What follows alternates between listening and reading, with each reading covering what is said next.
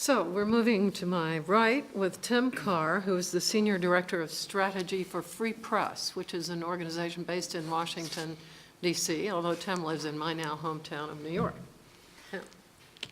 Thank you, Geneva. So I'm going to speak from a slightly different perspective on open journalism, and that's from the view of the new practitioners of open journalism.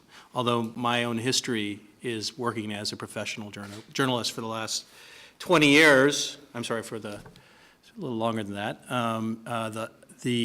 I've been also working as a public advocate and feel I could represent that vantage point quite well. So Free Press is a public interest advocacy organization that fights for everyone's rights to connect and communicate. And increasingly what our work is, it falls under two categories. One is internet freedom, the other is press freedom. And over time, these two issues have begun to overlap for us. In a world where most information is migrating online, concepts of internet freedom and press freedom merge quite easily. For us, it doesn't matter whether you're a credentialed, professionally trained journalist or an everyday citizen with a smartphone and a connection. Everyone has the potential to engage in acts of journalism. Any act of journalism must be protected regardless of who's doing it. The open internet must also be protected as it is the platform by which these acts of journalism are shared. So what does open journalism in a networked world mean? Well, if you were to ask Wael Ghonim that question in 2011 at the beginning of the Arab Spring, or some would say the end of the Arab Spring, he said that it means if you want to liberate a society, just give them the internet. In retrospect, Ghonim should have qualified his statement to include the kind of internet that free societies need. For as journalism has spread, governments have heightened efforts to remake digital networks as tools of censorship and surveillance. The optimism about the internet that emerged during Egypt's Arab Spring has been dashed by the Morsi and Sisi regimes, which have silenced some online media and imprisoned dozens of journalists. In January, Egypt's Interior Ministry drafted legislation that would censor websites that instigate terrorism. Sites the ministry singled out for monitoring include Facebook, which has become a popular channel for Egyptians to report local news, connect with a larger community, and voice their dissent. It's a pattern of expression and repression that has repeated itself elsewhere. By many accounts, Turkey's Gezi Park protests in 2013 were the country's high water mark for online organizing and reporting. But after it cleared the park, the Erdogan government imposed a ban on Twitter and YouTube. And while a constitutional court has rescinded the Twitter ban, the repression hasn't stopped. The regime has shuttered local websites without court orders and collected web browsing data on individuals. And last week, courts sentenced newspaper columnist Önder Aytek to 10 months in prison for simply tweeting an insult to the prime minister.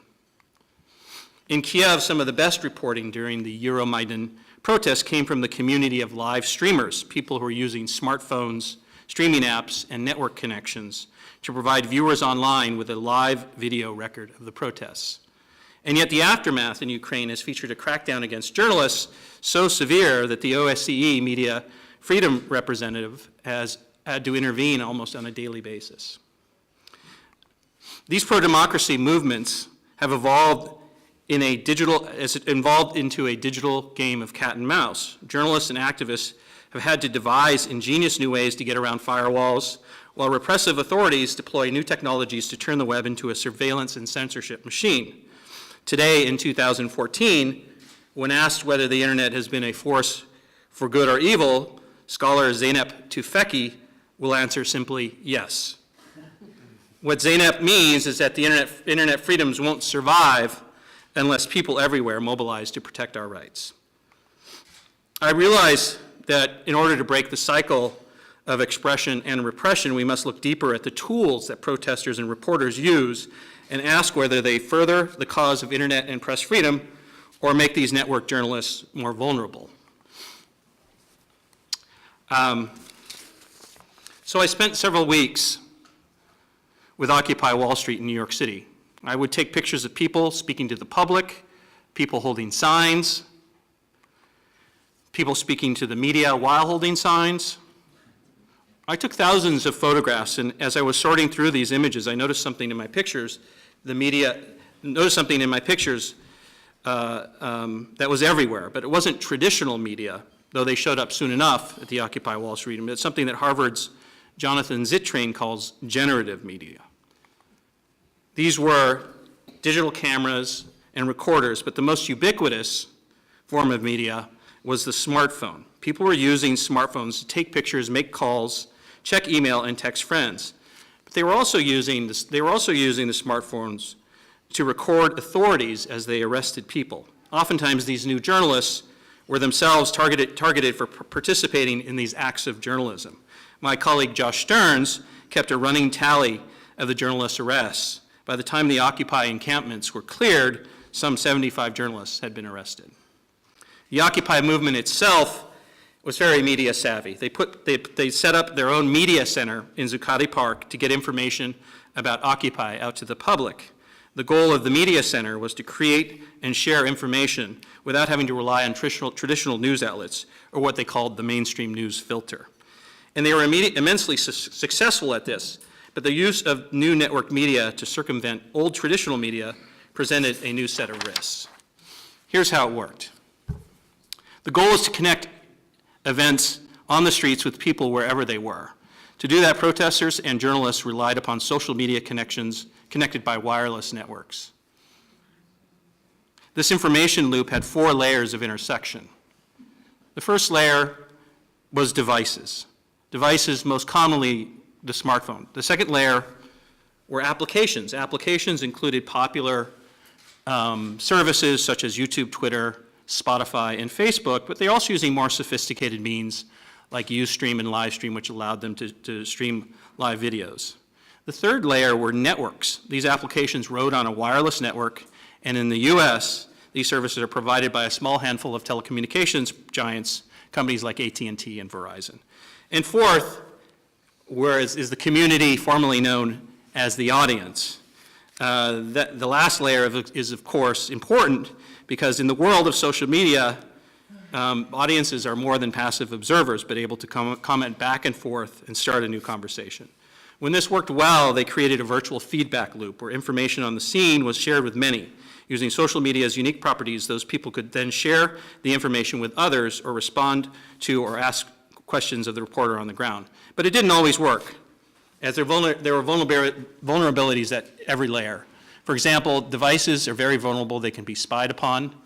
Applications themselves are private platforms that can be suspended. Networks can be blocked. And the digital divide is an ongoing problem worldwide. So in many ways, the central challenge of open journalism, in my thinking, is making sure we have structures in place to complete this feedback loop.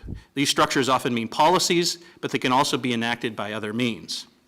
On devices, for example, we need to protect everyone's right to record.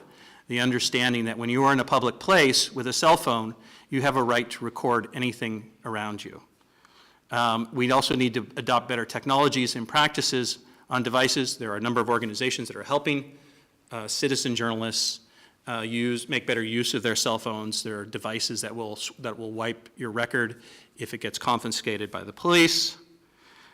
We must support, on the application side, we must support policies that defend everyone's, I'm sorry, I lost my place here.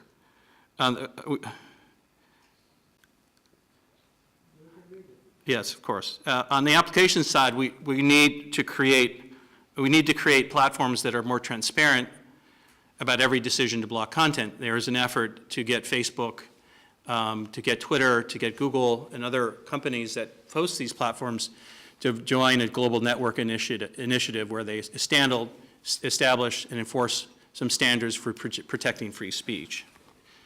And on the network side, we need to enforce net neutrality. And we need the laws that right the imbalance. We need new laws that right the imbalance between privacy and national security And we also need to expand the use of unlicensed spectrum, so there's more access to networks by community media.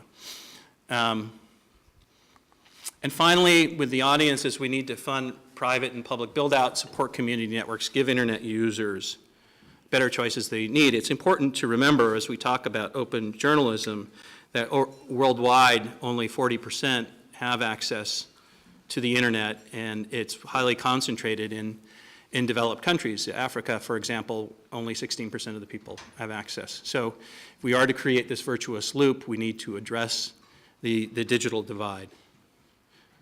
So media technology has changed, but our free speech rights have not. Freedom of expression is more important, not less, when anyone with a mobile phone and an internet connection can participate in acts of journalism.